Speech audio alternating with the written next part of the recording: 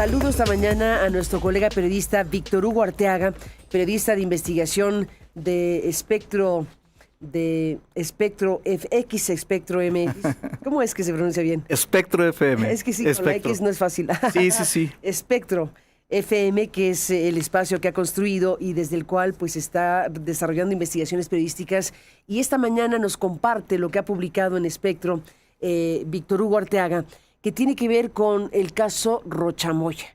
Un caso que has seguido de cerca desde hace ya varios años y con diferentes ángulos, y que en este momento, bueno, nos estás compartiendo cómo autoridades de los Estados Unidos pues están perfilando una suerte de fuerza multidisciplinaria, en pocas palabras, no lo digo yo.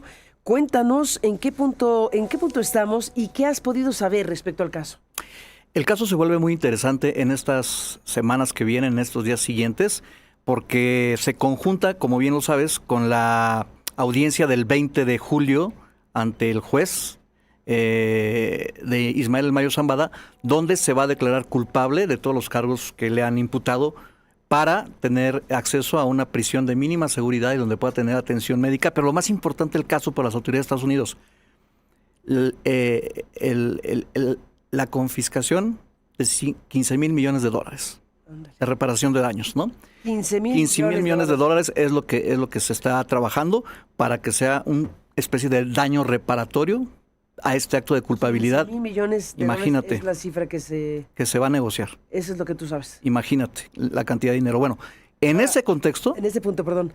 El Mayo Zambada ya sabemos que se va a declarar culpable, ya se declaró culpable, incluso ya se ha dicho formalmente que acepta la cadena perpetua. Sí. En pocas palabras. Sí. Vamos a ver qué dice la instancia judicial, el juez, sobre su sentencia el 20 de agosto. El 20 de agosto, dentro de una semana. Estamos ya... De julio. De julio. 20 de julio, Ajá. a nada. A nada, a una semana. 20 de julio a una semana. Y en este contexto se empieza a generar la narrativa en Sinaloa de que Rubén Rocha Moya puede regresar a la gubernatura del estado esta misma semana. Para esto, las autoridades de Estados Unidos, mira tú. Sí, se vuelve muy interesante. O sea, que deje de tener licencia. Deje de tener licencia. No solo no se entrega a los Estados Unidos, sino que podría regresar a sus funciones. Imagínate tú el nivel de tensión que se va a generar para la realización bilateral, en medio de la negociación también que tiene Marcelo Ebrard del Tratado de Libre Comercio con Estados Unidos, del TCM, del TEC, del ¿cómo se llama? METEC, o ¿cómo? Ahora, el TEMEC, ¿no? En medio de todo esto, se da. Ya lo perdimos porque ya dijo Trump que no quiere renovarlo a 16 años, y entonces habrá que se va a ir renovándolo año con año, ¿no? Sí, una cosa muy, muy fuerte. Eso ya se perdió en términos de la intención de México de postergarlo. Y parte de por qué se ha perdido por la falta del Estado de Derecho que existe en México.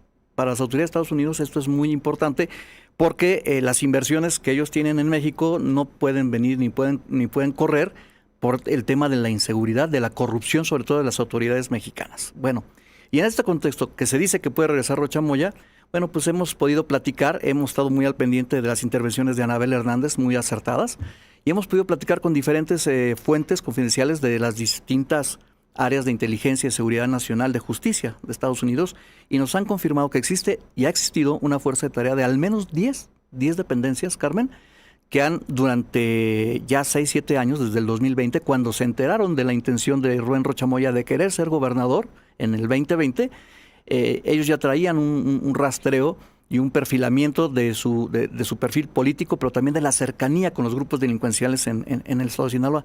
Entonces, 10 dependencias de Estados Unidos son las que presentaron las pruebas al gran jurado que revisó el caso de Rubén Rocha Moya, que revisó miles de pruebas, entre ellas las pruebas de todos los narcotraficantes que se entregaron o que fueron capturados de Sinaloa y que fueron llevados a Estados Unidos. El Mayo Zambada, el Chapo Guzmán, los hijos del Mayo Zambada, los sicarios, todos coinciden en un eje en el tema de Rubén Rocha Moya.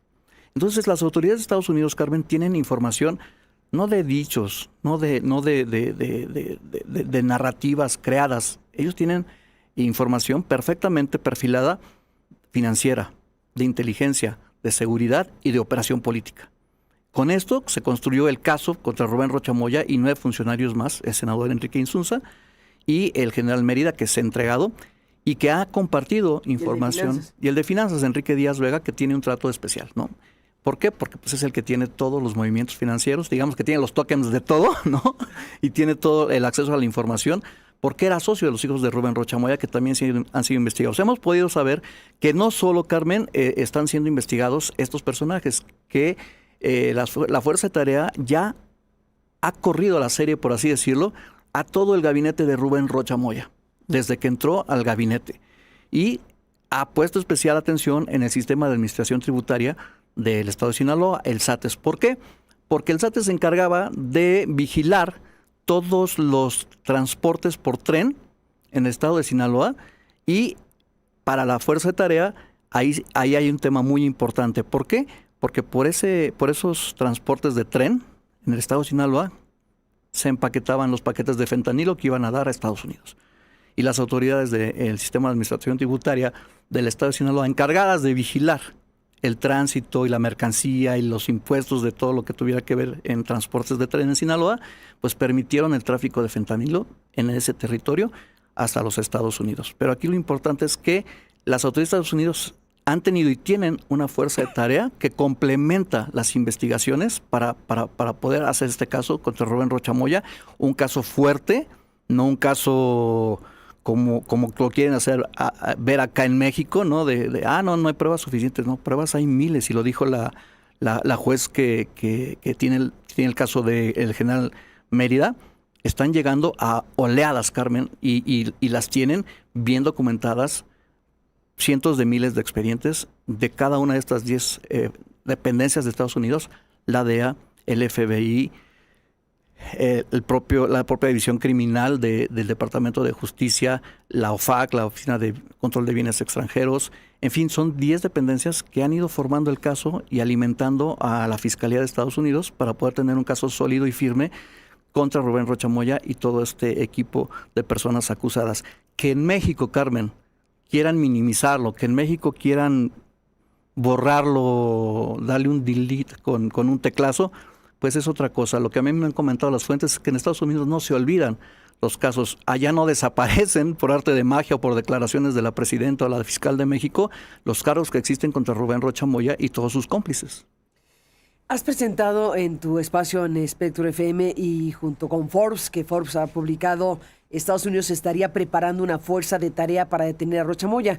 Tienes una infografía que podemos compartir con el público, que nos has permitido compartir con el público, esta infografía donde se ve a Rubén Rocha Moya y la historia política y pues el conjunto de cosas que están relacionadas con este personaje. ¿Nos quieres contar frente a la pantalla, para el público que está siguiendo aristeguinoticias.com y para el público que esté siguiendo la radio, pues cuéntalo para que lo comprenda quien solamente está oyendo y para quien ve y oye este programa? Bueno, esta infografía que puedes ver en espectrofm.com y también en tu espacio, en tus redes sociales, nos muestra un resumen de lo que ha sido el gobernador que está en la mira de los Estados Unidos. Las denuncias que tiene, ¿no? Las principales acusaciones es la presentación y colaboración con el cártel de Sinaloa, la protección institucional al grupo de los Chapitos, la conspiración para importar narcóticos a Estados Unidos, Carmen, el presunto apoyo electoral que también es investigado del crimen organizado en las elecciones del año 2021 cuando resultó gobernador, las reuniones con operadores del cártel. Tema en Estados Unidos. Sí está. Elección 2021. Sí está. Es todo un tema. Sí está, porque... ¿O es el tema? Es el tema, ¿no? Y Elección 2021. No solo Sinaloa, pero en este caso principalmente. Se investiga, ¿por qué? Pues porque las entrevistas y los interrogatorios contra las personas detenidas, pues llevan a esto también. También tenemos una presunta red de funcionarios infiltrados al gobierno estatal relacionadas con el crimen organizado, ¿no? Y de esto, pues los delitos mencionados en medios en Estados Unidos son la conspiración para importar los narcóticos, como sabes, la posesión de ametralladoras y artefactos explosivos y la conspiración para poseer armas de uso militar, ¿no? Él está considerado dentro de estas acusaciones que en su momento hizo el fiscal Jay Clayton. Estas son las acusaciones formales. Así es. Las que hoy se conocen. Y de lo que se investiga, que son las acusaciones sobre la elección del año 2021, bueno, cómo los Chapitos habrían intimidado y secuestrado a operadores y candidatos rivales. Aquí lo ha dicho Mario Zamora y otras personas que tú has tenido aquí. Quien fue candidato de la alianza opositora a Rubén Rocha Moya, que estuvo aquí en el estudio narrando lo que fue su experiencia para competir por la gubernatura de Sinaloa en 2021, justamente. Así es, el grupo criminal habría facilitado el triunfo electoral de Rubén Rocha Moya y a cambio el cártel habría recibido protección operativa en Sinaloa, pero no nada más eso, sino la posibilidad de, mediante contratos con dinero público, de lavar el dinero por parte de empresarios testaferros y prestanombres en empresas fachada y empresas fantasma. Algo que también se puede leer en el documento que se analizó muy ampliamente por parte de Jacobo Dayan y Alberto y Figueroa, Alfredo Figueroa y Dayan mostraron un análisis del documento del Departamento de Tesoro que habla de financiamiento de campañas políticas también. Sí. Es un filón bastante grave, sí, que desde Estados Unidos están pues con información e investigando de lo que ocurre en México. A ver, cuando ganó Andrés Manuel López Obrador en el 2018, 2 años antes, Luis Carlos Ugalde, a través de Integralia, habría presentado un análisis de riesgos de cómo el dinero del narcotráfico podría influenciar los resultados de las campañas del año de la elección presidencial del 2018. Luis Carlos Ugalde siempre fue muy, muy asertivo en el sentido de decir de cómo corría el dinero en efectivo para pagar los votos de las personas a través de los operadores y la infiltración del narcotráfico en esta. Bueno, la campaña del 2018 presidencial, la que todos vivimos a nivel de tierra y la que siempre hemos dicho, en Sinaloa los periodistas viven con un láser en una mira telescópica en la cabeza, por eso no pueden investigar. Pero las denuncias que bien dijo Mario Zamora aquí contigo, pues nada más es ir a la Comisión Estatal de Derechos Humanos y ver el número de denuncias que hubo en aquella elección del 2021, donde resultó ganador Rubén Rocha Moya. La desaparición temporal de alrededor de 1.200, entre 1.200 y 1.500 personas operadoras de la alianza opositora contra Rocha Moya. Eso no es un secreto, todo el mundo lo sabe en Sinaloa y todo el mundo lo tiene muy, muy, muy claro. Entonces, también para Estados Unidos, el dinero del narcotráfico, el dinero del cártel Sinaloa, permitió la compra de votos y la operación en favor del candidato de Morena en ese entonces, Rubén Rocha Moya.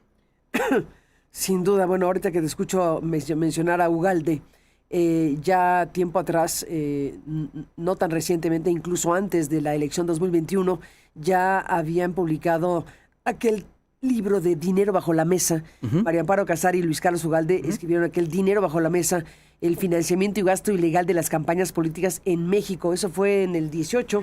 Y es parte de la historia de México. Y para esa publicación de ese libro, yo tuve la oportunidad de colaborar con Luis Carlos Ugalde. Hubo lo que se le llamó, Luis Carlos nos pidió a muchas personas platicarle cómo era el movimiento de las elecciones. Recuerda que yo en 2010, a raíz de un castigo, un veto que recibí, yo vivía en Veracruz, me tocó, tuve la dicha, la oportunidad, ahora lo veo de esa manera, de trabajar un año con el secretario de Gobierno de Javier Duarte. En el equipo cercano del secretario de Gobierno se llama Gerardo Buganza, y yo estaba en la Secretaría Técnica de la Secretaría de Gobierno porque no podía ejercer mis labores de periodista porque estaba yo vetado por la vocera de Javier Duarte. Pero pude colocarme para comer en ese puesto. El secretario de Gobierno me apreciaba y me invitó a trabajar. Desde la Secretaría de Gobierno yo pude ver cómo se manejaba el dinero en efectivo para pagar desde entonces. Estoy hablando del 2010 y 2011, cómo se juntaba desde la Secretaría de Gobierno del Estado de Veracruz con Manuel de León Maza, que era el director de Recursos Materiales. Contaban el dinero para írselo a dar a la gente que posteriormente iba a formar Morena. El hermano de Andrés Manuel López Obrador vive en Jalapa, estaba casado con una funcionaria de Veracruz, y desde la Secretaría de Gobierno de Javier Duarte se financiaba económicamente al inminente partido que iban a ser 2 años después, el partido de Morena. ¿Por qué? Porque no querían que Miguel Ángel Yunes creciera en el estado de Veracruz y por eso alimentaron un movimiento que pudiera competir, porque ya veían que el PRI venía de bajada. Y ellos empezaron a apoyar a Cuitláhuac García desde la Secretaría de Gobierno. Nadie me lo platica. Te lo puedo decir y a quien me pongan enfrente. Yo veía y yo sabía cómo les entregaban el dinero. Así fue diputado Cuitláhuac García, así fueron diputados y senadores, muchos miembros que después llegaron a formar Morena y que después se consolidaron en el Estado y llegaron al poder. Es decir, Carmen, el dinero del que habla Luis Carlos Ugalde, tal cual, existía y sigue existiendo y se manejaba desde el mismo gobierno de los estados para financiar.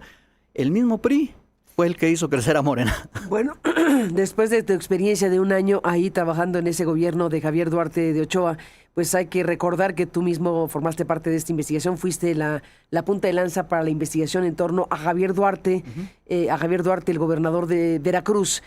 asunto que te llevó a ganar el Premio Nacional de Periodismo, entre otras cosas, junto con Animal Político, y pues poner al descubierto un asunto muy importante que al final, en la historia contada ahora, pues se derivó en que Javier Duarte está en la cárcel. Y es el mismo modus operandi, por eso cuando empecé a trabajar el caso de Rubén Rocha Moya, me di cuenta que era el mismo modus operandi de Javier Duarte el que estaba usando Rubén Rocha Moya. Por eso se me hizo tan interesante, por eso se me hizo tan... ¿Dónde he visto esto? No tan fácil. Dije, esta película ya la he visto. ¿Dónde he visto esto? Esta película ya la he ¿En qué visto. se parece el caso Duarte al caso Rocha Moya? Uno, en el robo indiscriminado de los recursos públicos a empresas fachada y empresas fantasma. Eso es natural. Llevamos alrededor de 5,000 millones de pesos. Es común dentro de esta mecánica que tienen los políticos en México. Luego, la protección del gobierno federal, que en su momento, Enrique Peña Nieto ya no pudo sostener a Javier Duarte. En eso se asemeja. Claudia Sheinbaum ya no pudo sostener a Rubén Rocha Moya y tuvo que pedir licencia como la tuvo que pedir en su momento Javier Duarte. ¿Qué viene ahora del símil? Bueno, a Javier Duarte no lo perseguía ni fue acusado por Estados Unidos. Este hombre sí, Rubén Rocha Moya, sí está acusado formalmente y es el objetivo prioritario número 1 para Estados Unidos en su guerra contra el terrorismo. ¿El número 1? El número 1. ¿Por qué? Porque es el caso emblemático que le permitirá a Estados Unidos, que tiene como objetivo, así como tiene como objetivo Hamás y otros grupos islámicos, el cártel de Sinaloa y el cártel Jalisco Nueva Generación son los objetivos prioritarios para Estados Unidos en el combate, porque para ellos es una guerra táctica, no es un tema político. Ya lo ha declarado, ya han hecho un escudo continental en su lucha contra el narcotráfico. Y las principales empresas de narcotráfico en el continente, Carmen, no están en Colombia, están en México. Y es el cártel de Sinaloa y el cártel Jalisco Nueva Generación.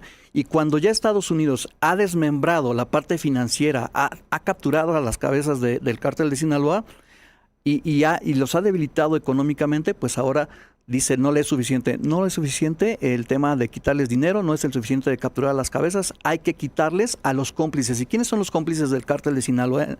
El gobierno de Sinaloa, el gobernador de Sinaloa. Por eso es que es emblemático este caso para Estados Unidos. Ahora, tú dices, Víctor Hugo Arteaga, en esta colaboración con Espectro FM y que se publica en Forbes y que la compartes esta mañana con nosotros, tú dices que se está preparando una fuerza de tarea multidisciplinaria. ¿Qué es lo que sabes exactamente? ¿Qué tipo de situación? ¿Es nueva esta situación o es la continuación de una fuerza multidisciplinaria previa o cómo es? Es la justificación del por qué Estados Unidos ha decidido ir por Rubén Rocha Moya. Y ha decidido ir con toda su fuerza. ¿Pero qué significa una fuerza? ¿Qué significa que prepara una fuerza de tarea multidisciplinaria para detenerlo? Sí, el objetivo principal, tarde o temprano, como lo dice nuestra nota, es detener y presentar a Rubén Rocha Moya ante las autoridades en Estados Unidos para que se haga responsable por los Pero para que delitos. lo detengan tienen que entregarlo porque no podrán entrar a México. No lo van a entregar, Carmen, no lo van a entregar. No pueden como entrar. Detuvieron. No pueden o deben entrar. No, sí pueden y según sus leyes de manera unilateral. No, pues imagínate que entren a México. Bueno, pero pregúntale a Maduro. Imagínate que entraran a Venezuela. A ver, ¿dónde estamos parados? A ver. Estamos parados en una ley antiterrorismo de Estados Unidos donde ellos deciden de manera unilateral. Cuando han agotado todos los recursos. Que se perfila, que si no lo entregan, vendrán por él. Sí. ¿Es tu tesis o es lo que sabes? No, es mi tesis y con base en hechos en otros países. En Venezuela, en Ecuador, en Bolivia, en los estados islámicos. Estados Unidos no le importa, Estados Unidos entra. Y la ley de antiterrorista... Pues sería a ver, que fuera así. El cártel del Sinaloa está declarado grupo terrorista. El fentanilo está considerado ya, ante la ley de Estados Unidos, un arma de destrucción masiva. Luego, entonces, es una ecuación muy sencilla, como dice la presidenta, A, B y C, ¿no? Entonces, el siguiente paso es, si se agotan todos los requerimientos diplomáticos y por las vías de los tratados, y México no hace caso, no es que no puedan entrar en el momento que quieran, Carmen. Hay dos buques. Pueden, pero no deben entrar a un país a llevarse a alguien, aunque no se trata de defender a Rocha Moya ni mucho menos, sino se trata de ver cuál es la manera correcta de procesar un tema que está exigiendo Estados Unidos precisamente para que le envíen a estos individuos, entre los que se encuentra el gobernador de Sinaloa. ¿Pueden entrar? Sí, sí pueden entrar. ¿Cuándo? Cuando ellos quieran. Qué horror. ¿Deben? No, no deben. No, es no que deben. ese es el tema. Pero en México, ¿deben entregarlos? Sí, sí debemos. Deben colaborar. Deben colaborar, si deben, lo están haciendo. En el marco de un acuerdo binacional. México está violando, y lo sabe Jesús Esquivel en Washington, y lo saben todos tus analistas que has tenido aquí.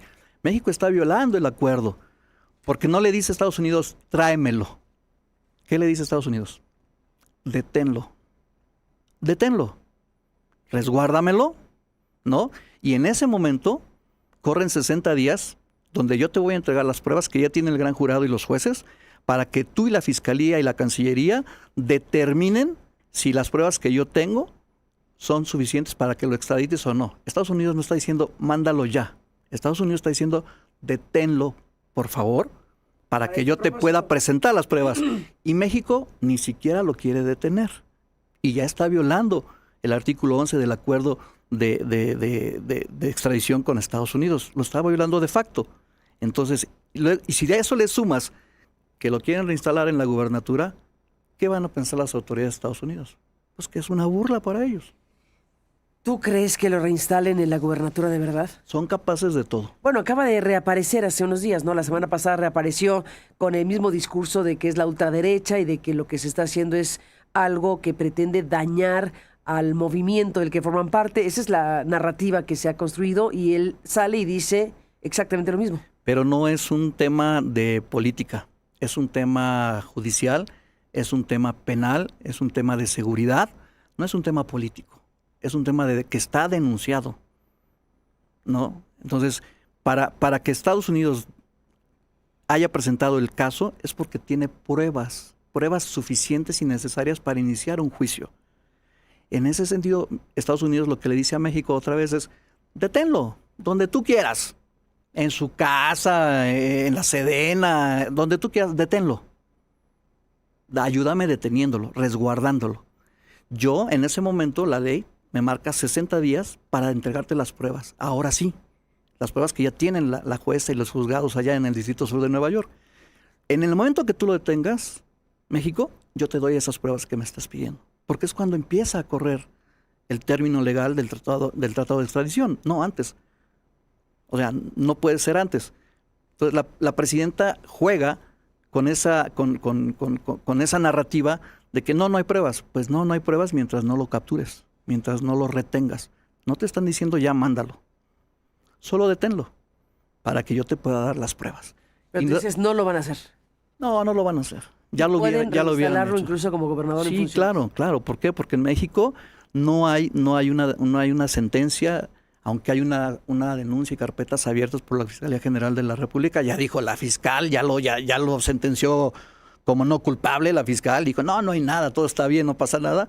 Pues lo pueden reinstalar en el momento que ellos quieran, pero eso va a ser una declaratoria de guerra para Estados Unidos, porque el acto de proteger a los cómplices y a quienes encubren a los grupos terroristas, y vuelvo a lo mismo, el Cártel de Sinaloa está considerado un grupo terrorista, y todo aquel que colabore y ayude a quienes faciliten la operación de los grupos terroristas, en automático se convierten en cómplices. A ese nivel estamos.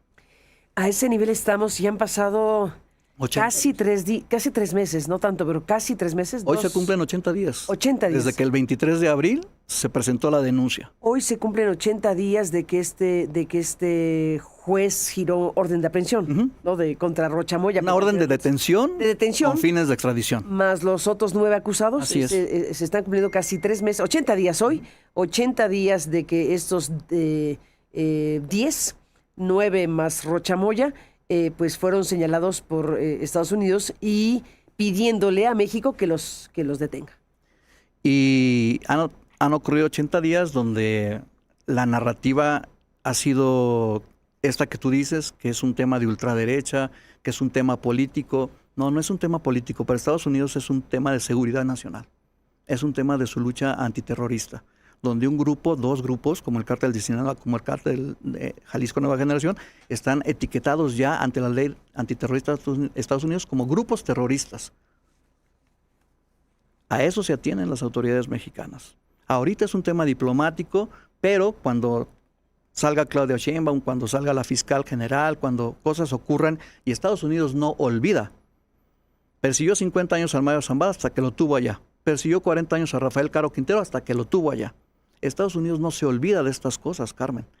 Entonces, quienes ayuden al cártel de Sinaloa, todos los que lo están ayudando, tendrán que tomar sus previsiones para poder defenderse en el momento que sean requeridos, porque van a ser requeridos de una u otra manera. Pues Víctor Hugo Arteaga, seguiremos hablando, pero por lo pronto está esta colaboración que nos compartes al aire esta mañana, esto que has titulado Estados Unidos estaría preparando una fuerza de tarea para detener a Rocha Moya, lo cual pues coloca las cosas en un territorio bastante complejo para México. Tú afirmas que el objetivo principal de este grupo multidisciplinario sería llevarlo ante la justicia de Estados Unidos, pues con el propósito de ir extinguiendo en lo que se puede un cártel como el de Sinaloa. Ese es el objetivo prioritario en su lucha contra el terrorismo en México. ¿Y tú crees que van a eliminar el cártel de Sinaloa? Van a hacer todo. ¿Algún día? Van a hacer todo lo posible. Debilitaron a Hamas, debilitaron a Osama Bin Laden hasta que lo mataron.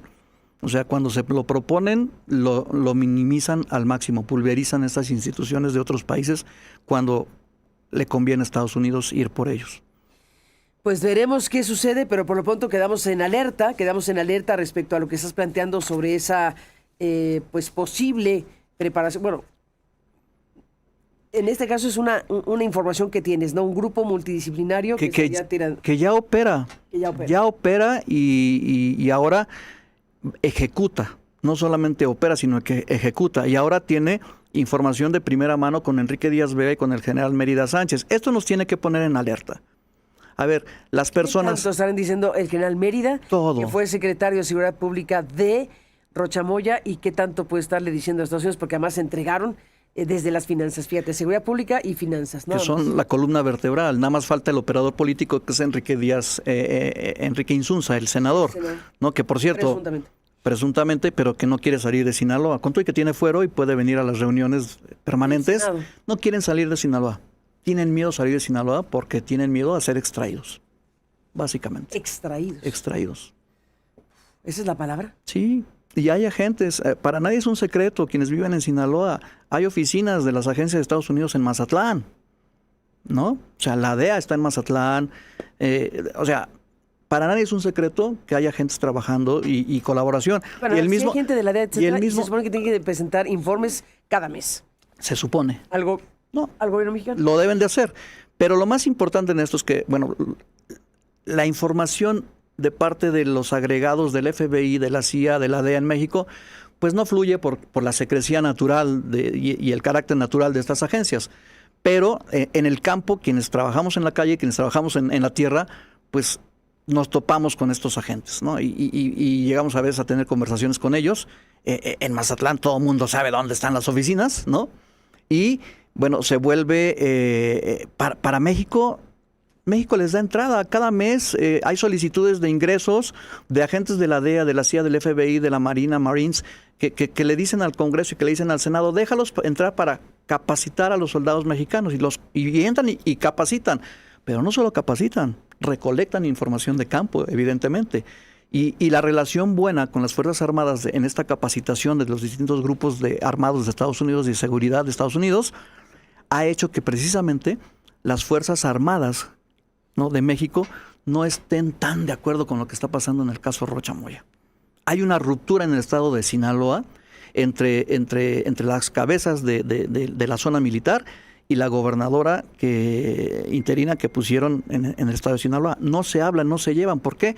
Porque ellos mismos saben que la gobernadora forma parte del grupo Rocha Moya y que desde la Secretaría de Seguridad Pública, la gobernadora actuó también en favor de los grupos delincuenciales, desde la Subsecretaría de Seguridad Pública, imagínate. Imagínate, pues Víctor Hugo Arteaga, te aprecio muchísimo toda esta información que nos compartes esta mañana de lo que estás divulgando en estas últimas horas. Seguiremos en contacto y seguiremos hablando pues de todos estos temas. Por lo pronto, gracias por estar aquí. Gracias a ti, querida Carmen. Gracias, Víctor Hugo Arteaga, gracias por estar aquí. Felicidades por tu hijo. Muchas gracias. Por cierto, bueno, déjame hacer una pausa. ¿Nos cuentas de tu hijo? Sí, claro. Después de la pausa volvemos con otro tema, otro totalmente diferente en un momento más. Vamos a una pausa, un recuento de asuntos importantes y volvemos en la parte final con Víctor Hugo.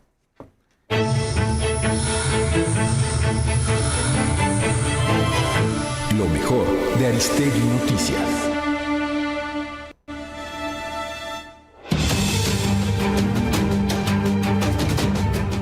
La Coordinación Nacional de Protección Civil informó que los 3 órdenes de gobierno reforzaron los protocolos de monitoreo y respuesta ante el pronóstico de lluvias para este lunes. El Servicio Meteorológico Nacional prevé precipitaciones muy fuertes con acumulados de hasta 150 milímetros en el suroeste de Durango, sur de Sinaloa, norte de Nayarit, costa de Michoacán y sureste de Guerrero. La coordinación pidió a la población mantener medidas preventivas ante posibles inundaciones, deslaves y tormentas eléctricas, así como informarse únicamente mediante canales oficiales y atender las indicaciones de las autoridades.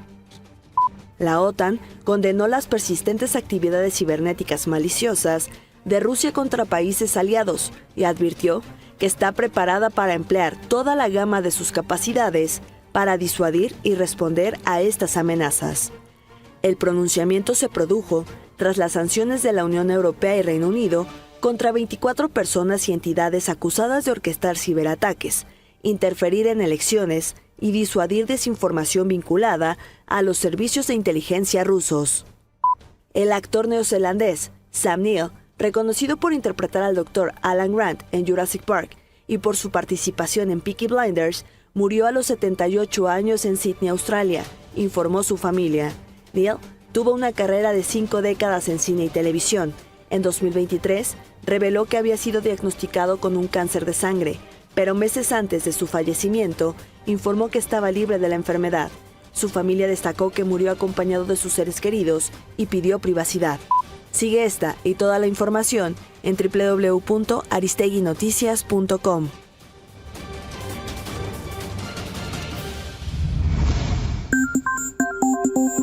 Buzón de voz. Envíanos un mensaje de voz por WhatsApp al 55 48 82 88 22, 55 48 82 88 22. Incluye tu nombre y lugar donde vives. Tu opinión nos importa.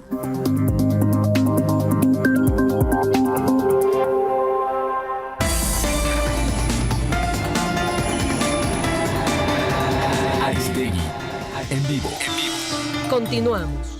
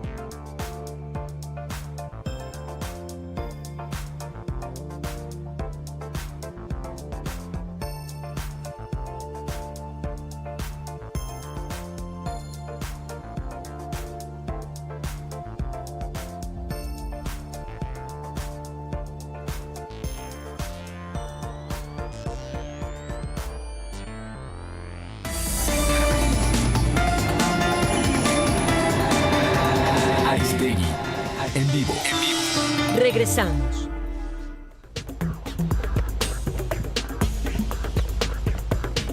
Bueno, entramos en la parte final de esta conversación con Víctor Hugo Arteaga, que hemos hablado con él sobre el tema de Rocha Moya y lo que usted acaba de escuchar hace unos momentos sobre lo que plantea sobre pues Rocha Moya como un objetivo principal de un grupo multidisciplinario en Estados Unidos, y esto que usted acaba de escuchar pues en lo que nos compartió esta mañana. Pero déjame detener porque me estabas contando de algo que me pareció muy interesante sobre tu hijo Víctor. Cuéntanos al público qué ha pasado con estos mexicanos, o un grupo de jóvenes, dentro de los cuales están algunos mexicanos, y uno de ellos es tu hijo, en Berkeley.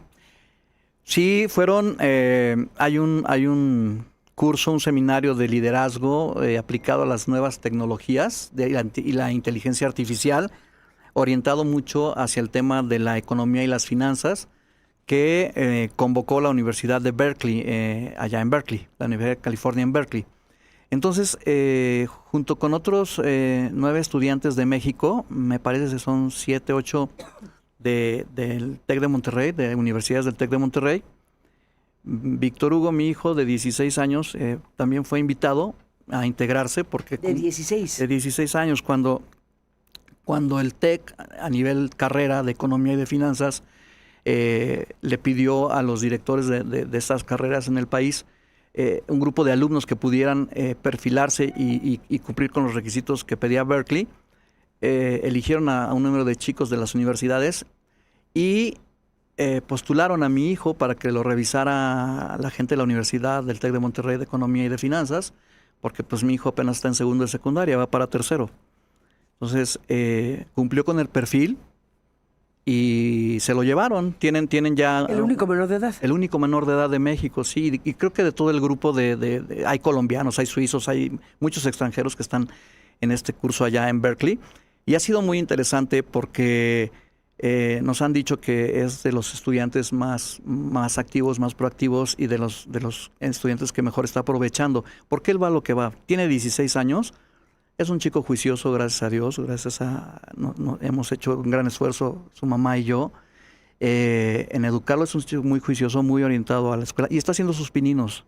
Ya le está publicando sus columnas. Tú sabes que publicar en Forbes no es fácil, pero los editores de la parte digital han considerado que tiene con qué, porque no quieren malbaratar, ¿no? El que cualquiera pueda publicar en Forbes, ¿no? Evidentemente. Obvio que no. Entonces, y así yo mando las columnas a todo el grupo de amigos periodistas con los que colaboramos y las revisan y las leen y las suben. Entonces, pues él, para un chico de 16 años, me dicen que tiene un nivel avanzado en el discurso que maneja. Se ha preparado mucho. Es un chico que pues ya habla varios idiomas, gracias a Dios. ¿A los 16? A los 16 años. Tiene una condición especial. Toca el piano. Sí, tiene un diagnóstico desde los 3, 4 años de edad, que fue confirmado con el tiempo. Y es como Messi, es como era Mozart, como Michael Phelps, ¿no? Son gente... ¿Cuál es este diagnóstico? Asperger, ¿no?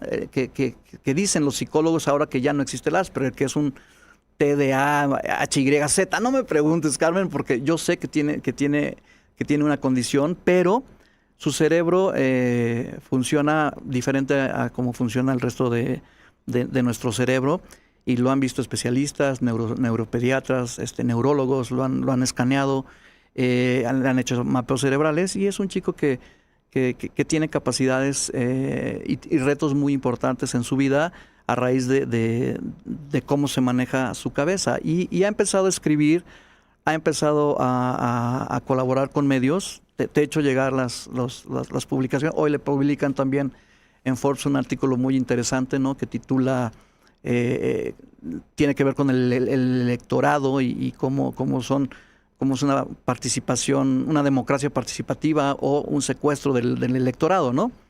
Y bueno, pues es un chico que, ¿qué te puedo decir yo como papá? Me encantaría que platicaras, pues, tú con él, ¿no? Y está por terminar lo de Berkeley con el grupo de chicos, él como el único menor de edad de este grupo de chicos de diferentes países que pues están por terminar este ejercicio de IA, ¿no? En fin. Sí, y ha sido muy interesante porque los han llevado a Meta, los han llevado a Facebook, los han llevado a Silicon Valley, ¿no? Para que conozcan cómo se están dando las nuevas tecnologías.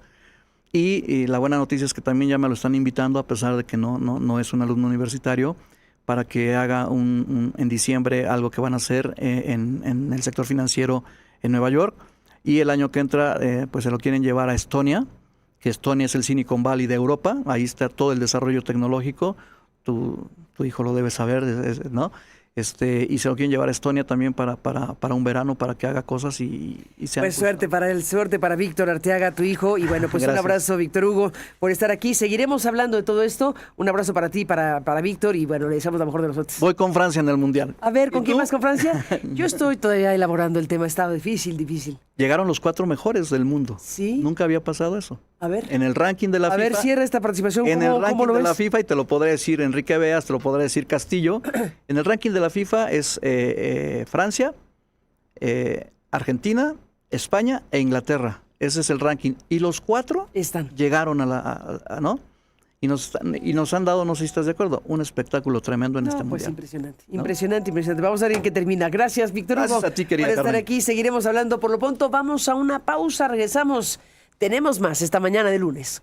Muchas gracias. El buzón del mundial, tu minuto en la cancha. Queremos escuchar tu opinión. Envíanos un audio o video por WhatsApp al 5542 5095 57. 5542 50